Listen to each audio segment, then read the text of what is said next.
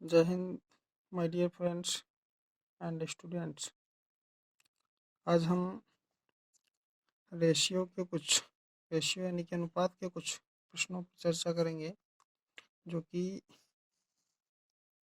कोई एस.टी. यादव जो मैथ की बुक आती है उससे प्रश्न लिए गए हैं और एग्ज़ाम्स में पूछे जाने वाले प्रश्न हैं। और रेशियो में हमने पहला जो क्वेश्चन लिया है वो कुछ इस प्रकार है। यदि C का 0.6 बराबर है B का 75% बराबर है A का 1/3, तो इसमें ए अनुपात बी अनुपात सी पूछ रहा है। तो बड़ी ही आसानी से इसको हम करेंगे। हम देख पा रहे हैं कि यहाँ पर लिखा है सी का मतलब गुणा होता है 0.6 बराबर बी का 75%। परसेंट को हटाएंगे तो नीचे 100 आ जाएगा और ये बराबर है ए का मतलब वही गुणा हो जाएगा 1/3। इसको हम यहाँ पर देख पा रहे हैं कि इसको हम 25 से काट दें तो 25 तियाँ 75 और 25 चक्कू 100। यहाँ पर हम देख पा रहे हैं कि और यहाँ इसको हम दशमलव को हटाएंगे तो यहाँ नीचे 10 हो जाएगा। इसको 2 से काटें तो 2 तियाँ 6 और 2 पंचे 10, यानी सब जगह भिन्न बन गई है। तो ये हो जाएगा 3C, ये हो जाएगा 3C 3C में 5, 3C/5 बराबर ये हो जाएगा 3B/4 और ये हो जाएगा 1A/3। अब हम यहाँ पर क्या देख पा रहे हैं कि 3/5, 3/4, 1/3 है। तो इन सब में 5, 4 और 3, 5, 4 और 3 का लसाअ ले लेंगे तो ये हो जाएगा हमारा 60। 60 को यहाँ पर लिखेंगे और 60 को 5 से भाग कराएंगे तो 12 मिलेगा। तो इसको काटने पर इसे 12 मिलेगा। तो 12 को हमें 3 से गुणा करा देना है। तो ये हो जाएगा 12 तियाँ 36C बराबर में 4 से 60 को भाग कराएंगे तो 15 मिलेगा और 15 को 3 से भाग गुणा कराएंगे तो 15 तियाँ 45B बराबर में 3 से 20 को भाग कराएंगे, 60 को भाग कराएंगे तो 20 मिलेगा और 20 की 1 में गुणा कराएंगे तो 20 एकम 20A, इतना रह गया। अब हम आगे देख पाएंगे इसमें कि 36, 45 और 20 इन सभी का लसाअ ले लें तो 180 होगा। आप निकाल करके चेक कर लेंगे, इनका लसाअ 180 होगा।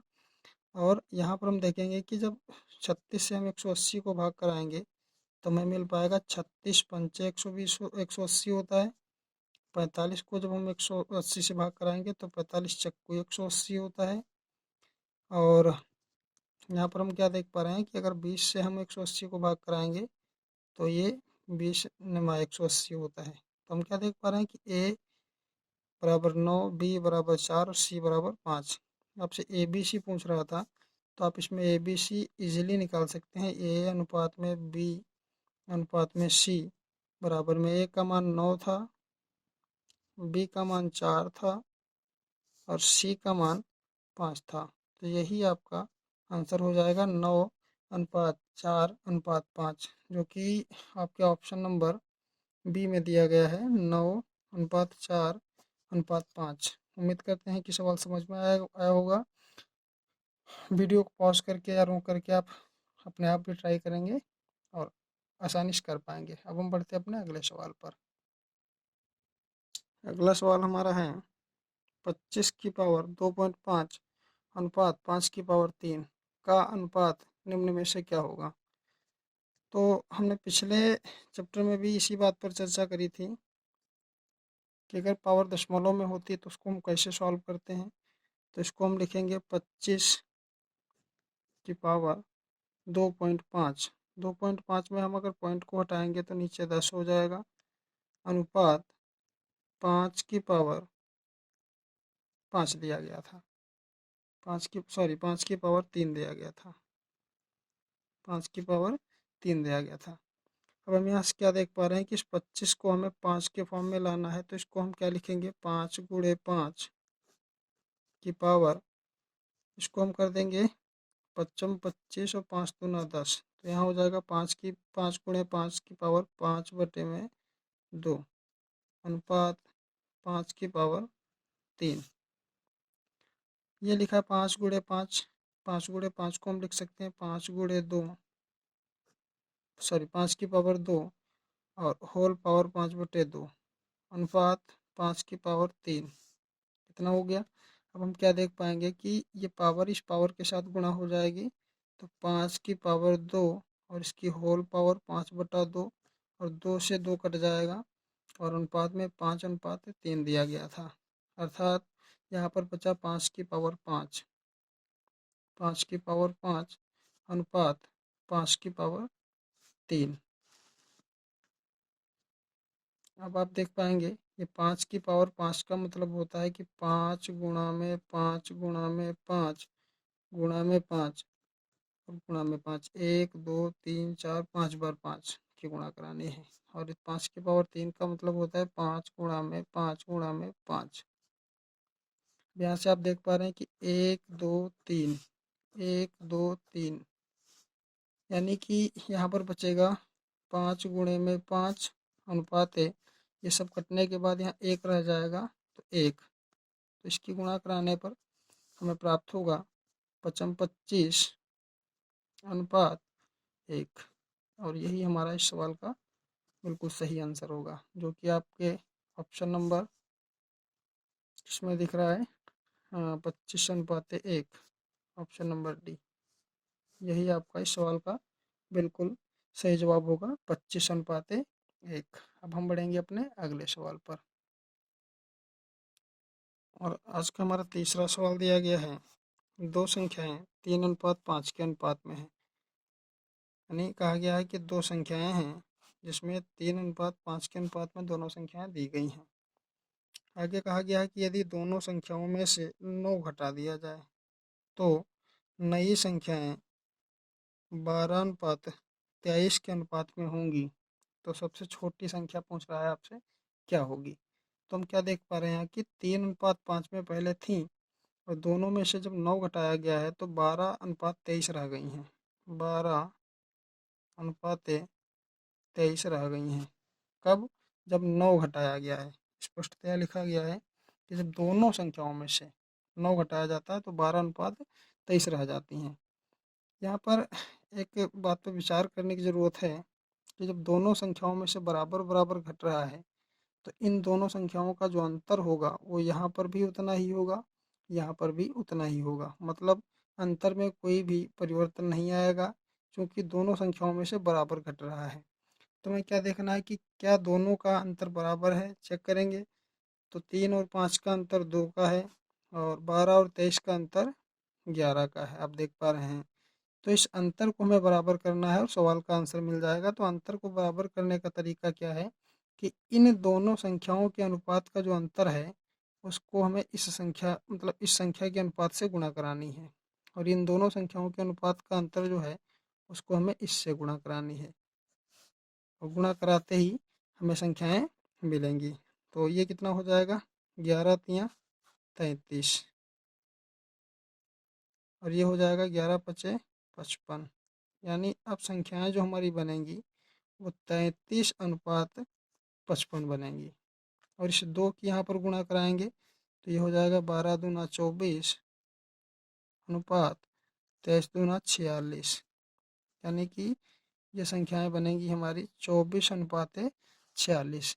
यहाँ से हम देख पाएंगे कि इन दोनों का अंतर बराबर होगा 33 और 55, अंतर 22 का। यहाँ पर 24 46, अंतर 22 का। तो हमें पता चल गया कि दोनों संख्याओं में से बराबर घटेगा तो मतलब अंतर पर कोई फर्क नहीं पड़ेगा।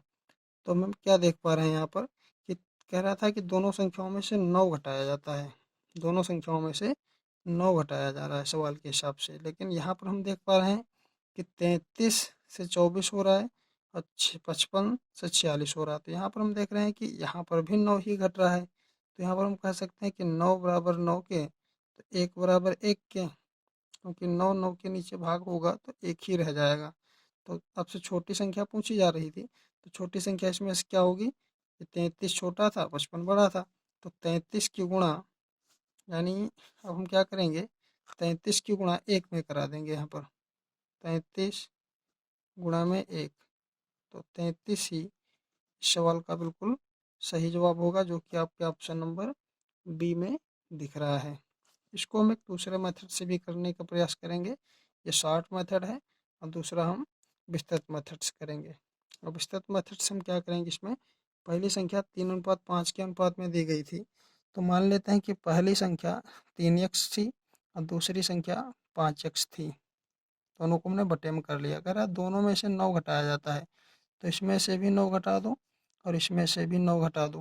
और 9 घटाने के बाद 12:23 के अनुपात में रह जाती हैं, तो 12/23 यहाँ पर हम लिख देंगे। आगे क्या करेंगे, यहाँ 13 गुणा हो जाएगी इनकी, और 13 गुणा होते ही ये हो जाएगा 23 तिया 69,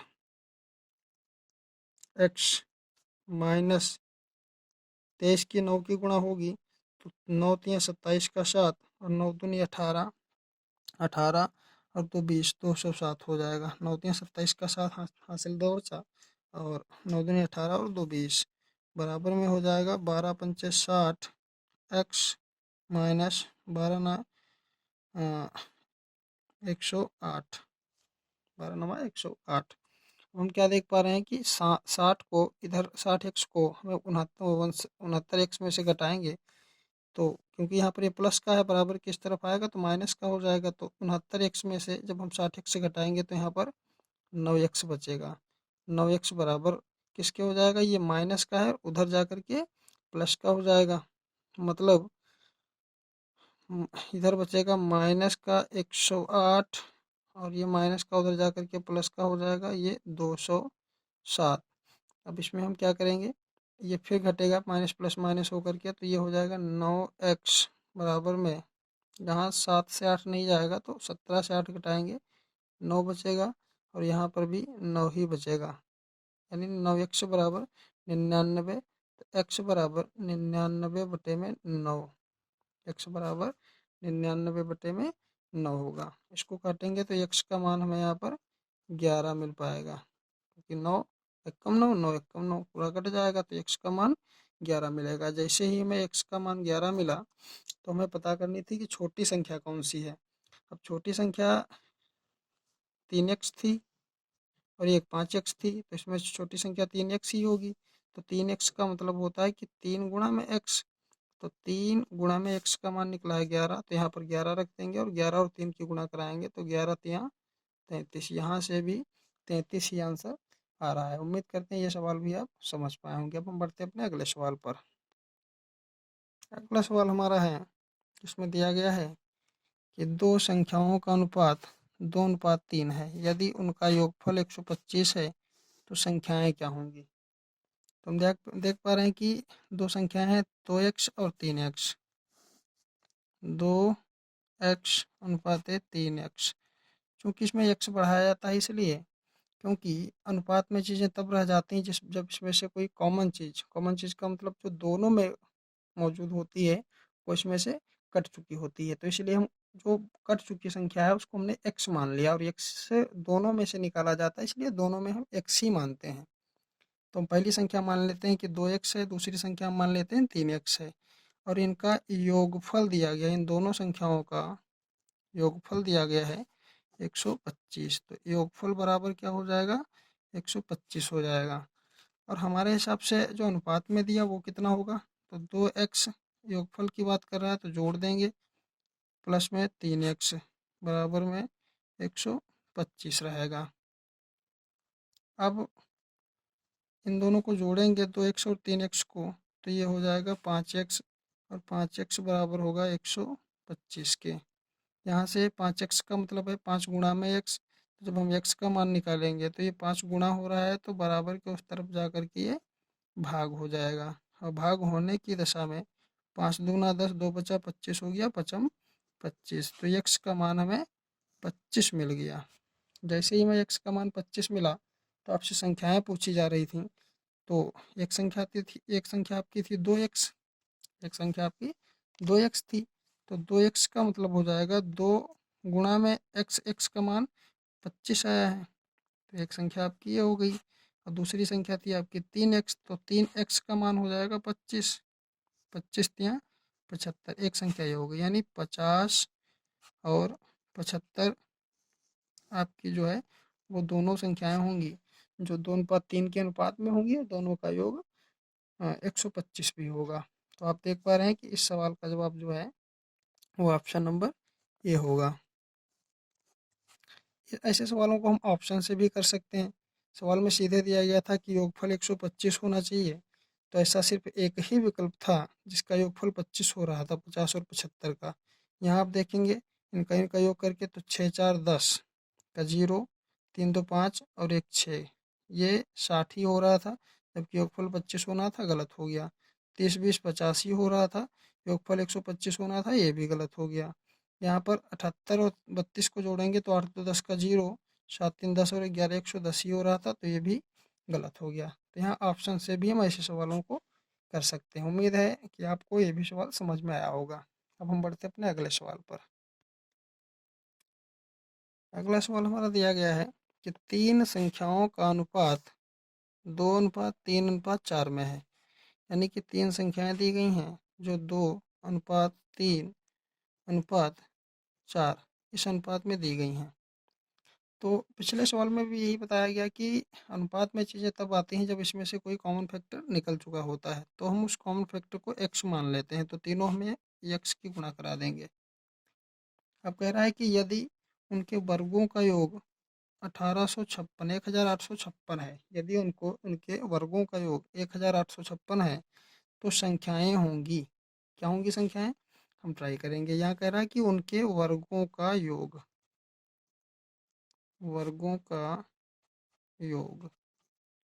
दिया गया था 1856। यहाँ पर 2x लिखा है, और 2x का जब हम वर्ग करेंगे तो 2x की पावर 2 अनुपात, अब योग कर रहा था तो अब हम अनुपात में लगा करके सीधे प्लस कर दें। 3x लिखा था, तो 3x का वर्ग करेंगे तो 3x स्क्वायर हो जाएगा, प्लस में 4x लिखेंगे, 4x का स्क्वायर कर देंगे, ये बराबर है 1856 का, क्योंकि ये तीनों संख्याओं का वर्ग ही लिखा है यहाँ पर। और इनका जब हम वर्ग निकालेंगे तो हम क्या देख पा रहे हैं कि 2 दूनी भाई 2 की 2 बार गुणा कराएंगे तो 4 हो जाएगा, और x की 2 बार गुणा कराएंगे तो 4x स्क्वायर हो जाएगा, प्लस में यहाँ पर 3 3 9 x स्क्वायर हो जाएगा, प्लस में यहाँ 4 चौको 16 x स्क्वायर हो जाएगा, बराबर में 1856 रहेगा। अब इसको हम आगे सॉल्व करेंगे तो हम क्या देख पा रहे हैं, इनको आप जोड़ें, 4 9 16, तो 9 और 4 13, 9 और 4 13 एक्स स्क्वायर हो गया, और 13 में 16 एक्स स्क्वायर जोड़ेंगे, 13 एक्स स्क्वायर में 16 एक्स स्क्वायर जोड़ेंगे तो ये हो जाएगा 29 एक्स स्क्वायर, बराबर है 1856 के। 29 एक्स स्क्वायर बराबर 1856 के। तो यहाँ से हम क्या देख पा रहे हैं कि 29 एक्स स्क्वायर, यहाँ पर एक्स स्क्वायर का हमें मान निकालना है, तो एक्स स्क्वायर बराबर में 1856, ये गुणा हो रहा था एक्स के साथ में, यहाँ करके ये भाग हो जाएगा। और जैसे इसको हम भाग करेंगे तो आप इसको भाग करा के देख लेंगे, क्योंकि हमने इसको चेक किया है, तो ये 64 बार में जाएगा पूरा। 64 बार जब आप इसकी गुणा कराएंगे, 29 और 64 की गुणा कराएंगे तो 1856 मिल जाएगा। तो यहाँ से हम क्या देख पा रहे हैं कि एक्स स्क्वायर बराबर 64 है। अब हमें एक्स का मान निकालना है, तो जैसे ही हम आगे एक्स लिखेंगे, एक्स से स्क्वायर हटाएंगे तो 64 पर रूट लग जाएगा, और 64 पर रूट लगने का मतलब ये होता है कि अंडर रूट 8 गुणे 8, तो एक्स का मान यहाँ से 8 मिलेगा, और यही मतलब एक्स का मान हो गया। अब से संख्याएं पूछी जा रही थी, अब संख्याओं पर आ जाओ। एक्स का मान 8 निकला है, और यहाँ पर पहली संख्या दी गई थी 2x, पहली संख्या दी गई थी 2x, तो 2x का मान 8, ये पहली संख्या हो गई, 8 दूनी 16। अगली संख्या दी गई थी 3x, x का मान 8, तो 8 तियाँ 24, ये दूसरी संख्या हो गई। अगली संख्या दी गई थी 4x, x का मान था 8, तो ये 8 छक्कू 32। तो हम क्या देख पा रहे हैं कि 16, 24, 32 ये वो संख्याएं हैं जिनके वर्गों का योग 1856 होगा। आप देख पा रहे हैं किस ऑप्शन में मिल पा रही है ये? 16, 24, 32। 16, 24, 32 ऑप्शन नंबर बी। ये यही सवाल का बिल्कुल सही जवाब है। उम्मीद करते हैं यह सवाल भी आपको अच्छी तरीके से समझ में आया होगा और आज का ये हमारा आखिरी सवाल था। अब हम आगे अनुपात के कुछ नए प्रश्नों पर अगले दिन चर्चा करेंगे। आज के लिए इतना ही। जय हिंद, जय भारत।